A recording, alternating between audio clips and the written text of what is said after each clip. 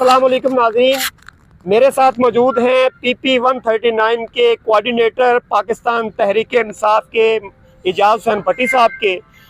हम इनसे सवाल करेंगे कि PP 139 के साबिक MPA मियां अब्दुल रऊफ जो कि आज़ाद उम्मीदवार की हैसियत से मैदान में उतरे हैं, वो भी बड़े पुरअज़म नज़र आते हैं।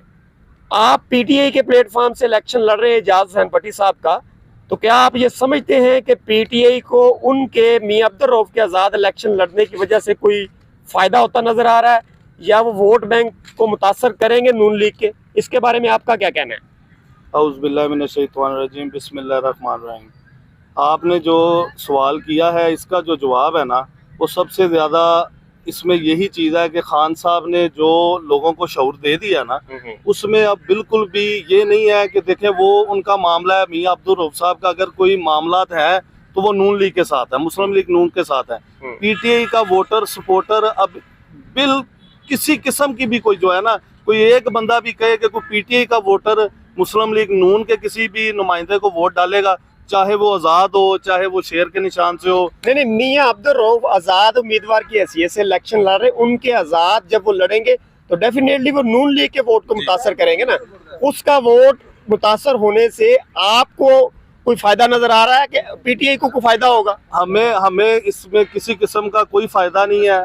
वो मुस्लिम लीग नून के कैंडिडेट थे, उसके बाद अब वो आज़ाद है। मुस्लिम लीग नून का नुकसान हो, उनका फ़ायदा हो, इंशाल्लाह जो PTI का वोटर सपोर्टर है वह इमरान खान के साथ खड़ा है, इमरान खान को वोट देगा, चौधरी एजाज हुसैन भट्टी साहब को वोट देगा।